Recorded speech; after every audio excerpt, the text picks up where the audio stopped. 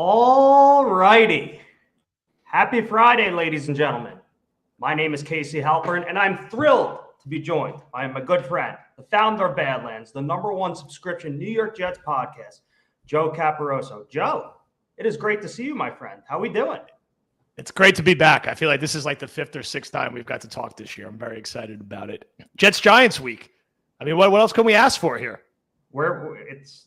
It's time. It's go time. We're ready to rock. It's rivalry week. Jets-Giants, New York. Battle of the fan bases here. A little home supremacy going on. We're the away team. I kind of like that. Wait a minute. Didn't you miss the Jets-Eagles games for a wedding? I think you might have to keep the streak going. You might not be able to watch this game. That would be a good idea. I did miss the Jets-Eagles game. I was completely wrong about that game, and I'm thrilled that I was. But I did watch the last possession. Okay, that counts. So the 4th and 10 breakup. Awesome win. I was celebrating at the wedding, as you can imagine, after. So it was great timing. I ran around the house cursing in front of my kids in a positive way after the interception, which was good and a good influence and a good example to set for them as a 5- and 2-year-old to watch their 36-year-old dad cursing about a football game. Look, this is what their life's going to be like as a Jets fan going forward, so they might as well learn while they're young. So it's a this win-win is the business we've chosen. Exactly. We were once all that age, and we were once all privy to our parents doing the same. So it's a rightful passage you are now passing on to the youngsters. Amen.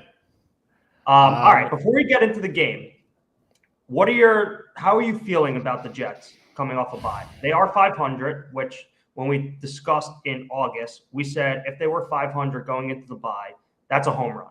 And that was with the expectation Aaron Rodgers would play more than 4 snaps. So what are your thoughts? What are the vibes like? How are you feeling? I feel good. I'm excited about this team. Now, I felt good last year and excited about this team all the way up to them being 7-4. And I have my soul crushed, but every year is different. I love this defense. I will continue to die on the hill for this defense. I think they still don't get enough credit. It's been awesome to watch Quincy Williams and Bryce Huff become basically like elite players at their position. And Jermaine Johnson looked the part of a first-round pick to round out Sauce and DJ Reed, who will be back for this game, Quinnen, CJ Mosley, all the other talent there. And offensively, it's as it is with every Jet team in my lifetime. It's a slog sometimes. Quarterback is very limited, but Breece Hall and Garrett Wilson keep it interesting enough. And I think with how the schedule lays out, there's a real chance to end this playoff drought, which ever since I started Badlands is all I've been trying to get to as a first step.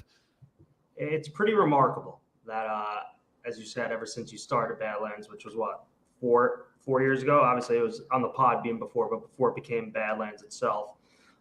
It's just been dismal. But there's a real opportunity in front of the Jets, and now is the time to seize it.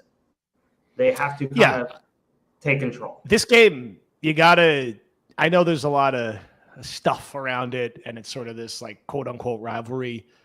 End of the day, I do believe the Jets are the better team. They're also the Giants are a little banged up too, so the Jets are not the only banged up team in this game. Yep. You got to win this game. There's a reason the Jets are a favorite in this one, and it might not be pretty, and I think it's going to be ugly and low scoring, which I feel like I say every time we talk. But they just got to find a way to win because they have 4 huge AFC games coming up, and you got to go into that stretch at 4-3, not 3-4. Are we bad luck every time we connect? We think it's going to be ugly, low scoring, and it's always going to rain and be incredibly windy. So. I mean, it's raining and windy for literally every Jet game ever, it feels like now. So I don't know if that's our fault, but that's true. Mother Nature hasn't been kind. 7 straight weeks of rain on the weekend. It's unbelievable. I mean, let's get through. We're gonna hybrid this as this week's 12-pack, which of course is also sponsored by Profit Exchange. And in that, we got to talk about the prop that we teed up related to Breece Hall, but I'm excited to toss out some predictions for this one. And I think predictions that Jet fans are going to like going into Sunday. Let's dive into it. Let me pull up the profit main markets for this game right now. And as Joe alluded to, we are offering a special Badlands prop for this coming Sunday. It will be Breece Hall total rushing and receiving yards under 88 yards. So go bet it on Profit Exchange. You could take the yes or you could take the no. Breece Hall total yards over 88. I don't know how you're not taking yes on that. You have to take yes on that. You have to. Have to. It's a big Brees game. The Jets are going to need to rely on Brees heavily. It's going to be a big ground and pound game. Quick game, utilizes him in the screen game, and I think he's going to smash that number, truthfully. So do I.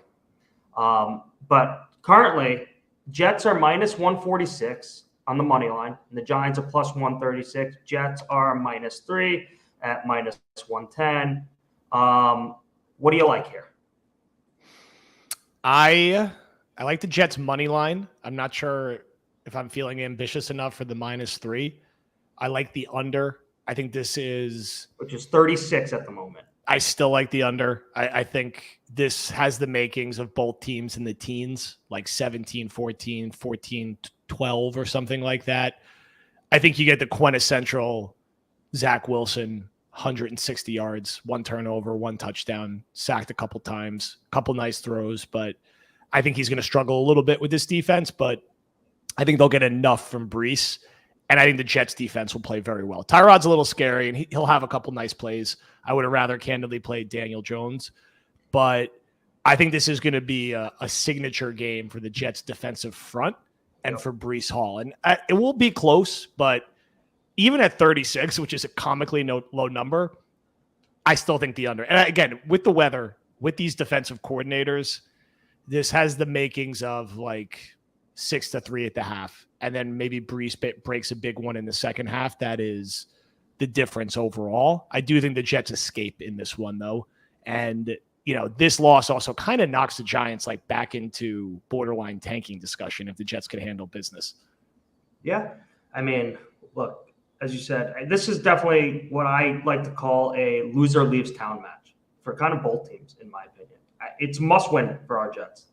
I don't want to sugarcoat it, and I don't want to put such lofty expectations on it, but they have to win this game if they really want to be a legitimate playoff contender. They won't be out of it if they lose, but it won't do them any well, obviously. And as you said, the Giants will go right back to perhaps the Caleb Williams, Drake May sweepstakes.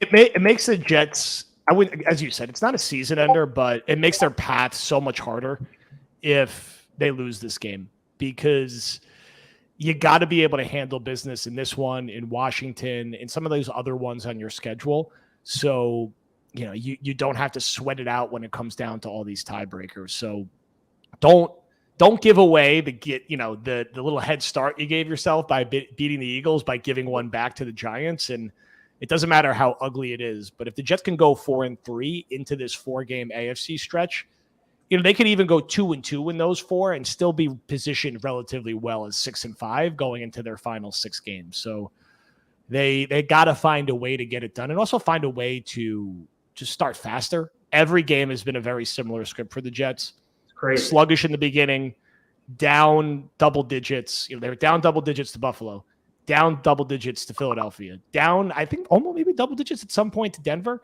and came back and won all 3 games. And in the Chiefs game, they were down 17, and they were right there to win. And if they could break that trend, they're going to be a hard team to beat with their pass rush and their defensive line.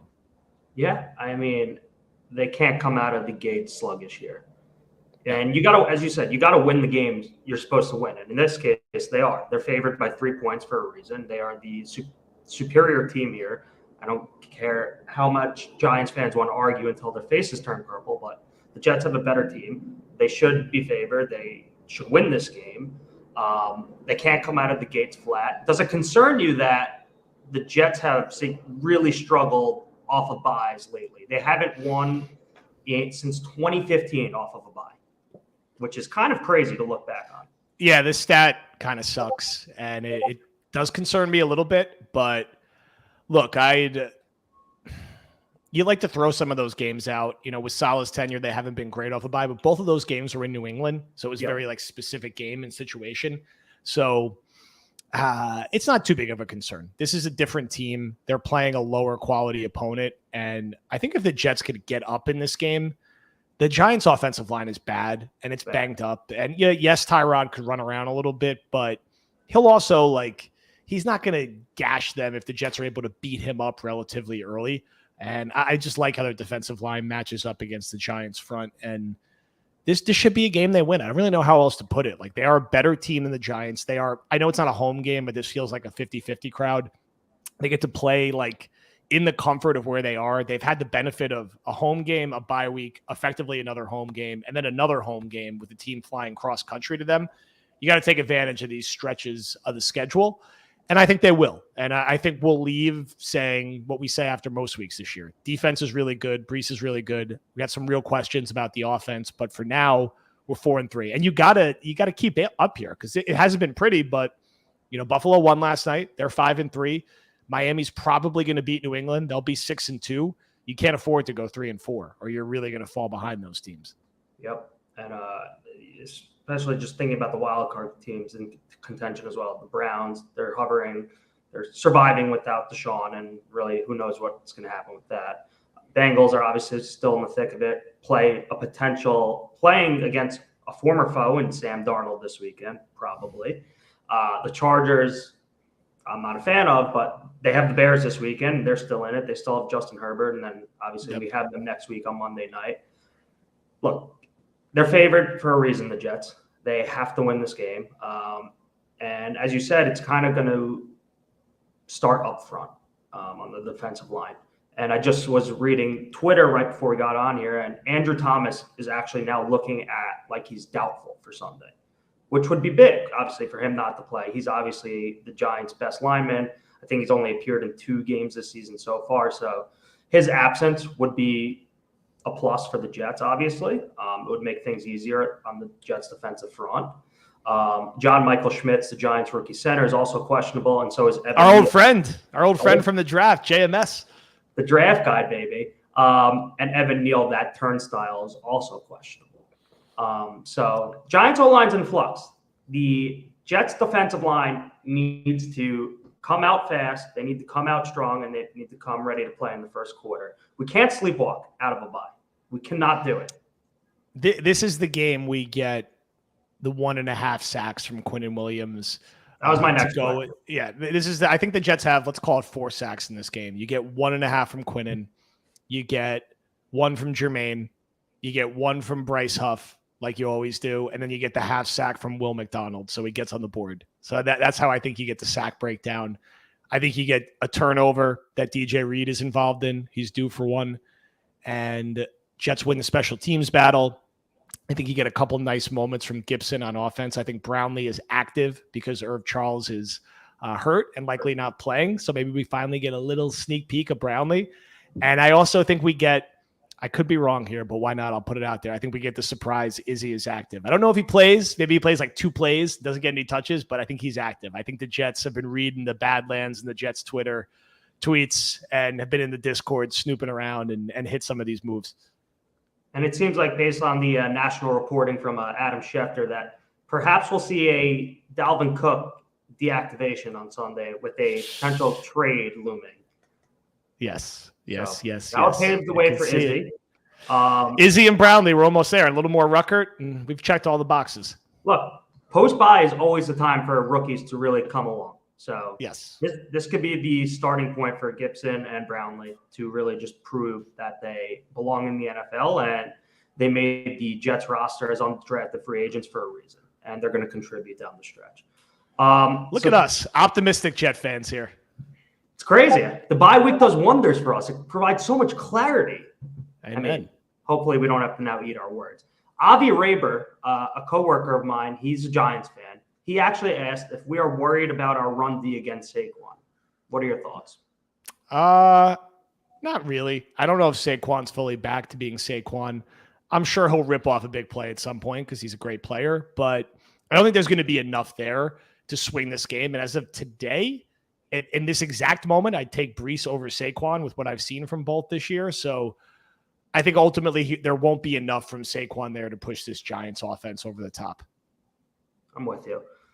I think Saquon's a great player. It's just I think that O-line is so beaten up, and I think there's potential where the Giants will have to play from behind a bit and aren't going to be able to rely on the running game as much as they would like probably. But that being said, I do think Saquon's going to play a really pivotal role in the passing game for them, especially in the screen game, because I think the Jets will be able to get get after Tyrod quickly. So he's going to have to dump it off to someone, and Saquon's going to be that outlet, as we saw last weekend against the Commanders when he broke off that big touchdown catch and run. But one underrated aspect kind of that I don't want to gloss over is the Giants' defense, shadily, the last 2 weeks has been really, really good. And Bobby Okereke, the man in the middle for the defense, has been spectacular. Like borderline kind of all pro with our good friend Quincy Williams. But the Giants, granted their defense has been good of late, they still rank 23rd in total DVOA on defense. So it's going to be an interesting matchup. It's an aggressive defense. With Wink, they're going to come after Zach and create some chaos. And it's part of why I like the under in this game. Like I don't think the Jets are going to do much more than score like 17 points, but I actually think in this game 17 is probably enough.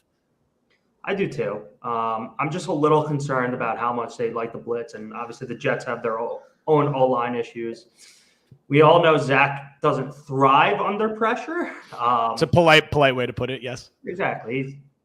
The honest way is he's one of the worst quarterbacks in NFL history under pressure. But exactly. we'd like to think that we've seen some small but steady improvements from Mr. Wilson this year. So that's one incremental progress. I mean, Wink. He's just going to send the house almost every other snap. They have the third highest blitz rate in the NFL, like 43%. I'm pretty sure. So that's Wink. Yeah, we know what we're going to expect. Yeah, hopefully that blitz leads to a couple, Breece Hall screen where he sneaks out and you're able to rip off a big play once or twice due to that, and that's enough point wise to get the Jets to where they need to be. And then we cash our Breece Hall Badlands bet over 8. Of course. I feel very good about that. Take advantage of that right now and use promo code Badlands for your no sweat first bet if you haven't yet. It's very easy, straightforward. Best odds in town. Great prop. You'll ride with Joe and I. All right, before we get out of here, who do you think is the X factor on Sunday and why? I think I'm going to go with Quinnen Williams because of how and where the Giants' offensive line is banged up. Yep. I think this is a game wrecker type game for him. And I think if he goes out and does that, the Giants are smothered and score 10 or less points. And that's enough for the Jets to get over the hump and win this one. I am with you. I had Q and JFM written down as my X factors over here. I think it's time for Quinnen to shine. He's been great so far. He hasn't had the gaudy statistics that show up in the box score, but obviously he is the man in our middle. He's the straw that stirs the drink. His brother Quincy has stolen the shine through the first 6 games, but I think Quinnen gets that back this coming Sunday. I think he has a big game, 1.5 sacks, maybe a forced fumble here, a few pass deflections into the hands of his brother, perhaps. I think the Jets, in order for them to win, I think it's going to start up front, and the Jets D-line's just got to do what they got to do, what they've been built to do. Get after the back, cause some havoc. It's a weak O-line. They're playing against a bunch of backups. No better time than the present to unleash the beast. So one of the best defenses in football needs to play like one of the best defenses in football, and they'll be in very good shape. Exactly, especially when they're favored by 3 points. On the road, keep in mind. On the road. I should have looked this up before, but I'm going to do it after, and I'll drop it in the Discord. But I got to check, when was the last time the Jets were actually favored by more than 3 points on the road? Wow, that is a good question. I'm thinking back to last year when they got. I'm going to look it up as you mull it over. Actually, 2 years ago, it's probably been since 2015, I would guess. At some point in that season, I am sure they were favorites on the road. Maybe when they played Dallas late in the season, and that year Dallas was pretty bad that year. Yep, that's my guess. There probably was another one snuck in there, but that's what I'm going with.